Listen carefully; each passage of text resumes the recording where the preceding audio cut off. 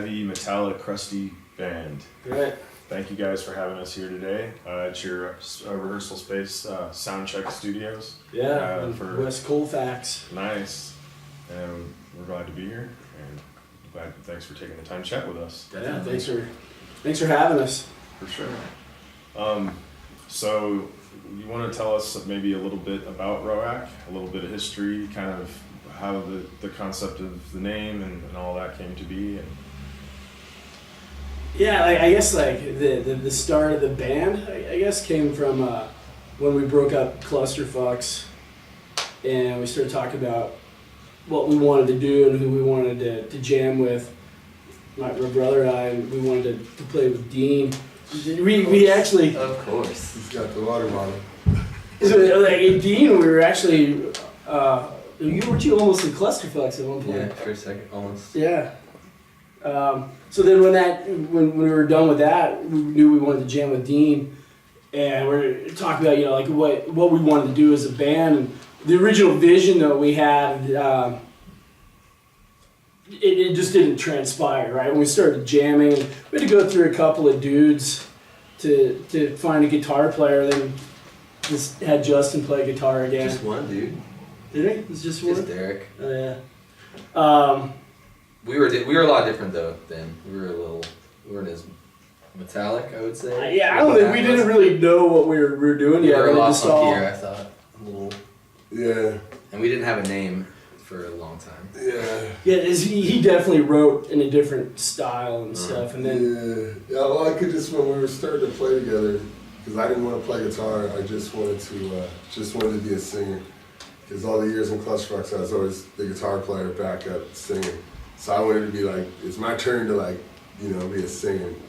And it just, like, as we played, I could just kind of see how we should be playing and we weren't playing that way, and it just didn't work out with the other dude who was playing guitar. And so it's like, it became obvious that I needed to play guitar again. And like, I was so fucking sick of playing guitar.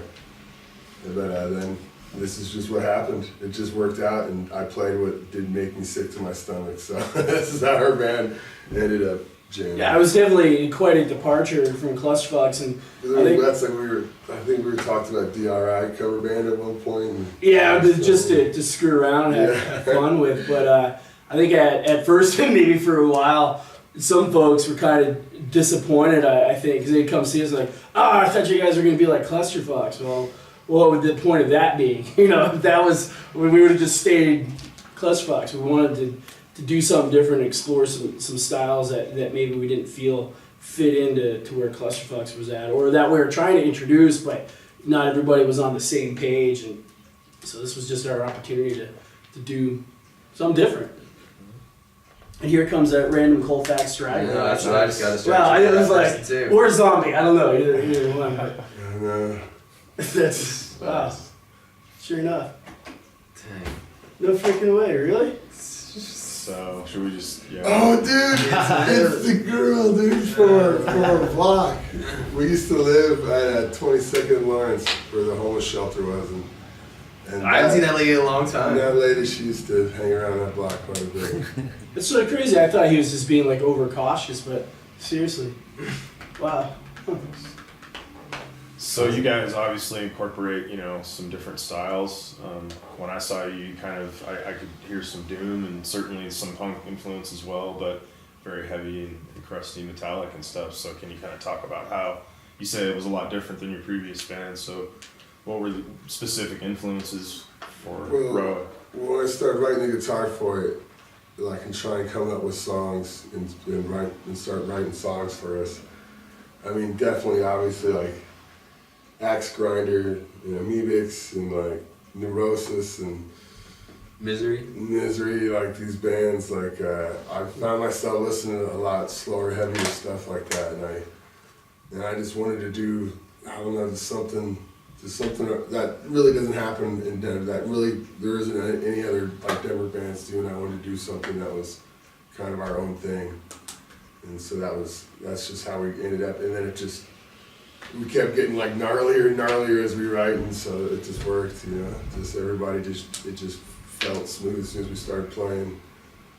As soon as I started writing super Black Sabbath.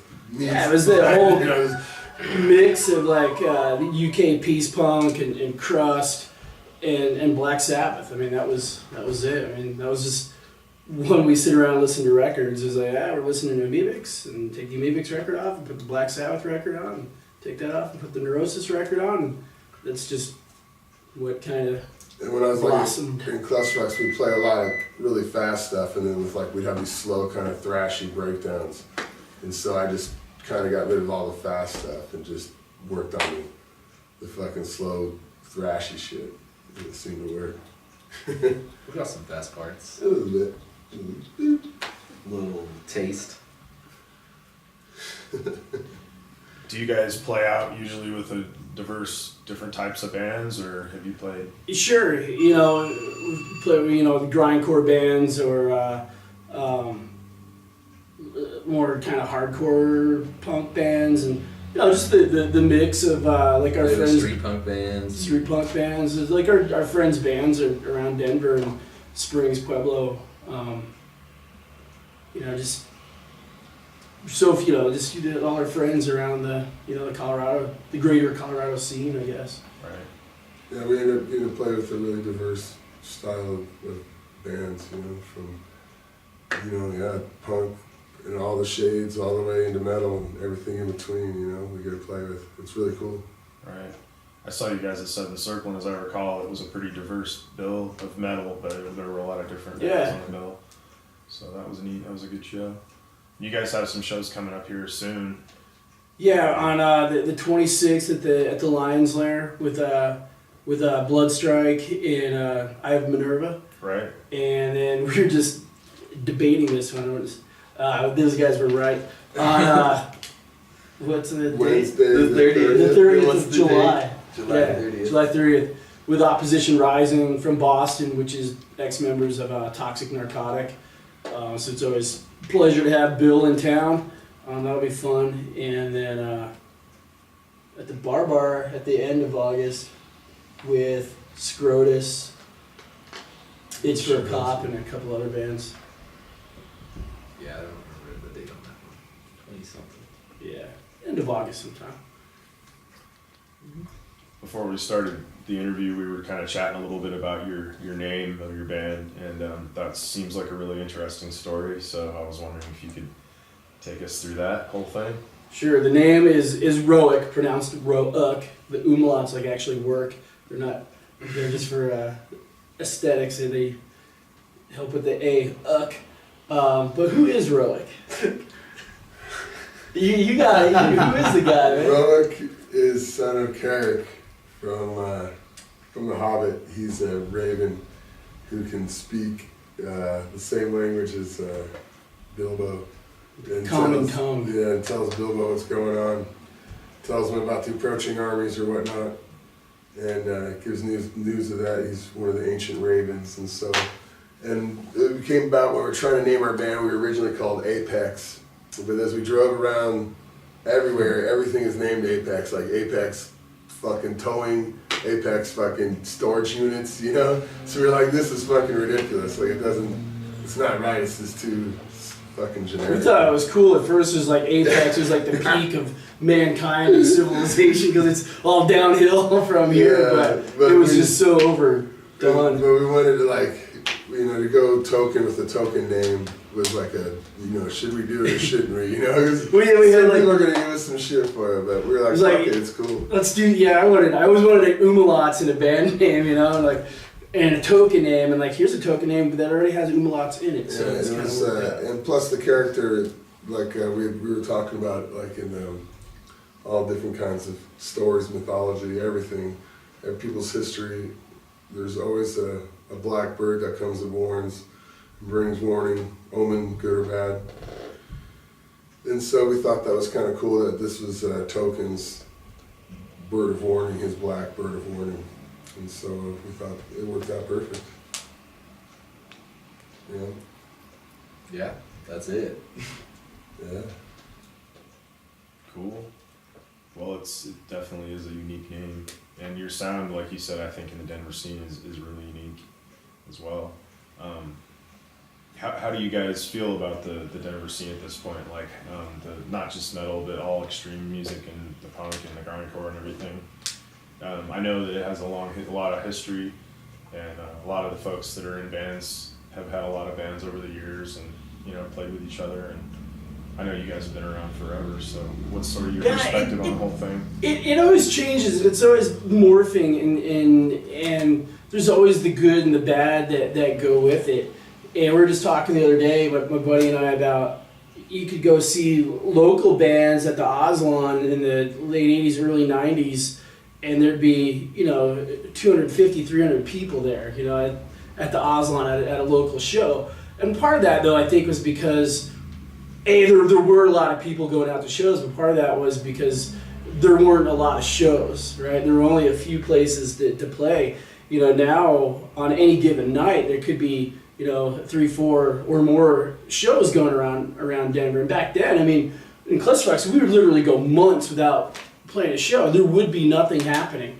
And it'd be some kid renting some warehouse somewhere for a one-off show because it was going to get busted, something was going to happen, we wouldn't be able to do shows there again. And that's kind of the way it was. There were a couple of bars that were open to doing, punk, hardcore, metal shows, whatever. The Lair always being one of them.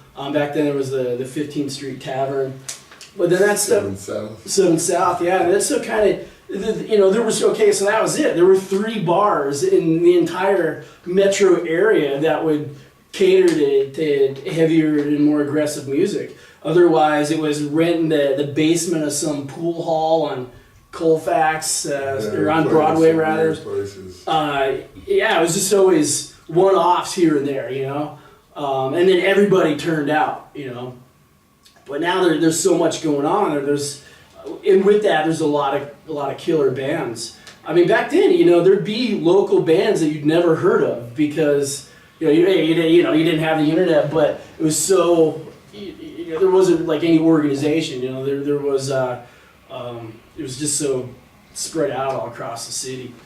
But now, there's a lot of places to play.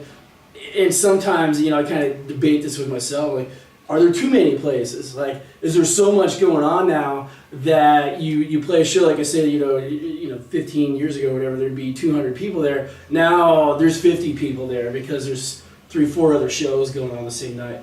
So yeah, the good and the comes with the bad, and the bad comes with the good. But overall, I think it's healthy. There's a lot of great bands in Denver, a lot of bands that are getting recognition nationally and stuff. So that's always a plus. Yeah, there's a lot of the Denver bands who are getting signed to labels, and really you open up magazines and you see them standing there with their fucking amplifiers and shit. It's pretty amazing, It's pretty cool. Denver really has blown up. But also an aspect of it is, we're all kind of not like old folks or anything, but we're all dudes, in our late 30s, early 40s, and so the scene for us is kind of different, I guess, than when you're in your 20s, and you're just like fucking and so now everybody, we for one thing, we take like what we do, I think, a lot more seriously, like playing and shit. I really have a lot more, I think, fun doing it because it's just purely for fun. I don't fun. take it seriously at all. We're fucking And it shows. To your point there, I think overall the scene is older. Like when we were younger, there was a ton of us, and there was only a few older dudes, right? And we call him like, hey, he's the old dude. Yeah. Now there's like you'd go to a show and look at the old guy standing there, and now, like, hey, there's some kids here because everybody's old. It's just kind of, you hope to see more kids coming out and stuff, and I don't know. There's just so many bands and so many styles of music, and like I said, it's kind of spread out again. But with that, I think that there's also there's always scene drama, right? But I think there's for the most part, pretty good camaraderie amongst the Denver scene, and it's not so segregated. Like, here's the punk scene, here's the hardcore scene, here's the metal scene.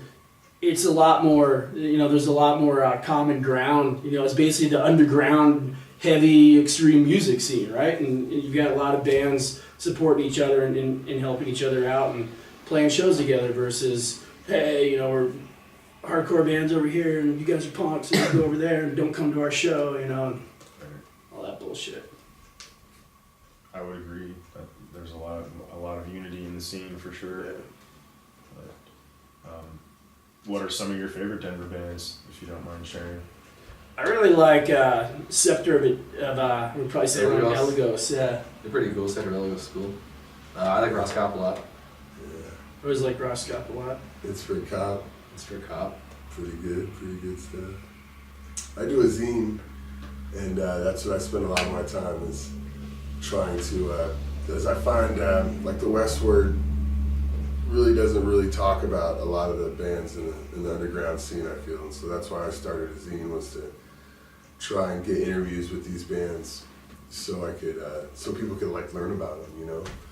And I understand most people have the internet nowadays, so they can try and find it, but there's something about a zine and putting it together. When you go in a record store and you see it, people pick it up, and so that's because I feel there's so many fucking good bands in Denver that I had to expose them in some way, you know. I had to. It was just lame. It's like seeing all these rap bands and like nobody gives a fuck. They put out records, go on tour around the country, and you don't see any of them in the local like big media, you know. And that's, they just get ignored. You know, I thought it was just a shame. Yeah, the Westward's always, it has its like target, and kind of they ignore the bigger picture. You know, you play the right bars, the whatever, the Westward will recognize. I mean, they do sometimes. They had Drip Bed in there. I like In the Company of Serpents a lot. I also like Primitive Man. Primitive Man is really cool. Denver has lots of rap bands. Indeed. Used to have more grindcore bands. Now there's Used to a have little less. Drip Fed, but not anymore. Right, they played their last show not too long ago. Yeah. Yeah, we had to call it quits. Well, the lineup at the Lions Lair on July 26th is pretty diverse in a metal sense. Yeah. 3 pretty different bands. So are you guys looking forward to that? Yeah, totally. I'm really excited to see Bloodstrike, to jam with those dudes. Been friends with Jeff for years, and especially with Joseph. Joseph's a Western sloper like us, and he was in Clusterfucks for a long time. So yeah, definitely excited to see those dudes and play with them. Yeah, the band jams. And hope that we have the opportunity to do more in the future with them. Right. You know, I definitely love the style that they're going after too, and you know, to play with a band like that, I think, you know, it totally fits. You know. Right. Have you guys ever had the chance to see I've Been Herba before? Or heard No, of them? I haven't. No, I'm curious about who they are. I want to check that out for sure. I think you'll enjoy it. They're ferocious. Yeah. So yeah, that'll be a really cool show. We're really looking forward to it. Yeah, it's gonna be rad. Yeah. The world famous Lions Lair. Yeah. I heard a rumor that it's closing. Really? It's not closing. I It's work not. there. Oh yeah, you work there. Is it closing? No, it's not closing. It's closing at 2 a.m. Yeah. Every day. I also heard a rumor that the Denver skate park's getting tore up. I heard No, not that one, but the one there's not closing. Do you guys have you? Actually, I guess I could. You just recently had put out an LP, Yeah, and can you talk a little bit about that? we can't. We're under gag order. Okay. No, we can't. Yeah, we put out an LP, split release between Justin's label, Less Art Records, and Profane Existence Records out of Minneapolis. We're super excited, super honored to have an album out on Profane Existence and be able to have their backing and their support and kind of in that roster, I guess, if you will, of bands and stuff. You know, always Profane Existence has been around since late 80s, maybe early 90s, and just have always been the anarcho crust punk, peace punk label, and just the way they've always approached things, and you know, some of the always respected and have always supported the bands on the label. You look at my records, you know, and divide them up by record labels. I have almost every Profane release. I mean, that was again just something that just was into what they represented. So again, just excited to have the opportunity to do an album with Profane. Definitely. I They've saw always, that. they've always been a label that I've like loved all the stuff that I've heard from it. So it's like one of those things. They were punk before I was punk. So that's pretty cool for me to have a record out on that label. Awesome. Cool. Pumped about it. Do you guys have any like touring plans or anything like that, or? Yeah, we keep bouncing ideas around. We went out to California, I don't know, in May and played at OC Cruststock out there. That was a lot of fun and you know, getting a little taste of being back on the road. Like, yeah, we've got to get out. And now with the record coming out, so yeah, we've got to get our shit together and see if we can't do something this fall. At least if it's just you know, a short string of dates, get out, string a few cities together, and unleash our destruction upon their villages. Nice. Say upon their villages? Yeah, we live in villages. I saw, who was it? Some black metal band, Absu. I saw Absu in Austin, Texas, and every time he was like, "Thank you for letting us play in your village, Austin, Texas." It's the most ridiculous thing I've ever heard. Nice. And he had a sparkly headband, which I was very impressed with. For a dude in the black metal band. Well, I saw that review of your LP that you posted the other day. That's a rather glowing review. So that's good. Yeah, I'm glad. You know, there's been very positive feedback. Always, you know, pleased to hear that whenever you release something. And I was kind of wondering, you know, like, I haven't bothered, and I don't know if Profane will, you know, send a copy to Max and Rock and Roll or whatever, but sending it out for reviews is always kind of weird. You know, you send it to Max and Rock and Roll, it's kind of, you don't know who's going to get your album to review, and there's been kind of some controversy there. You know, they give it to somebody that's really into pop punk, and they get a review a Crust album. They just don't even listen to the album. They just totally dog on it. That was a big to-do. Was that last summer with the War Plague record? And Andy went after him. He lit him up. He held him accountable. So yeah, when you see some positive press come back, you definitely get stoked. But either way, you know, it's out there, and hopefully people like it and they find something in it that resonates with them, and Yeah, they flip it over and listen to the other side. yeah. I like it. You like it? You know, it's good. How do you feel about it? Put it down. I think I'm down. You It's are? good. It's a good record. I was stoked on all the art, how it came together. This dude Bam from Philippines did the artwork for us. That was, and we were trying to get some artwork with this other guy. The guy was kind of, it wasn't working out. And then just all of a sudden I got a message on Facebook. This guy's like, "Hey, I like your music. Can I do some artwork for you?" So, bam, bam. It is awesome It artwork. is. It's really cool. And this guy did the back of it. The back of that tree is his. Yeah. Dean did the koozies. I did. And he did the rest of the art, but all the art he gave us was really cool. Yeah. Yeah, Bam, Really sick good artist. Look him up. He did us good. Yeah. What do you? I'm sorry. I was just gonna say, for me, it was like it's a really personal album compared to all the other albums I've put out before, and because of like the lyrics are very personal to me, and like what they meant and like what they mean. I don't sing about like girlfriends or like murdering people, or like I try to go a little deeper with my lyrics, and so like having that album and to get it put out and hearing positive reviews of it is super killer, you know what I mean? 'Cause I've never been in a band where I was writing all the lyrics, you know, so it really it's a different thing for me, I guess. I like that your extreme is girlfriends or murdering people. Yeah, Yeah. that is pretty gnarly. And cars, I guess, is the other one. I was just trying to say it's a personal record because I tried to write the lyrics very meaningful. Like every song, like I went through a really dark time because I have really bad arthritis and I got a new hip and like I couldn't get out of bed and I had got this full surgery, full hip replacement, and then having problems with my back when I was younger and getting surgery on that and being stuck in bed all the time and dealing with the healthcare system and all this, and so I wrote a lot about that. That's what a lot of it came out of,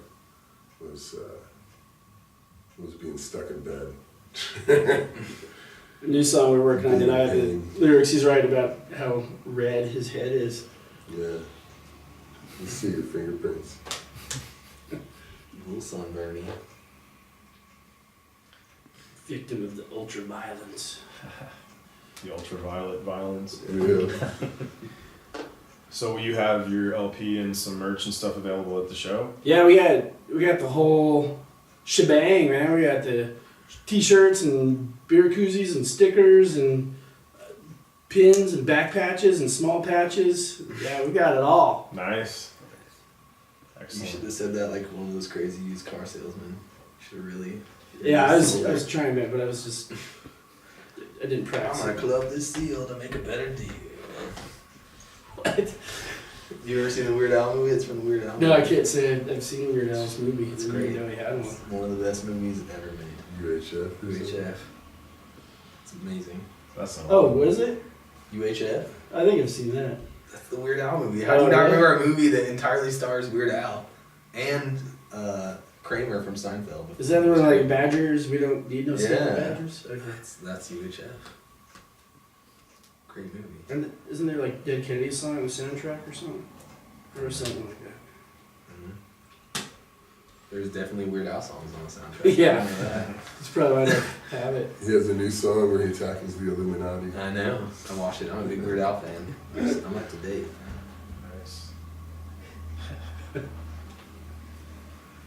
Well, is there any thing else you'd like to impart to your fans and your fans to be?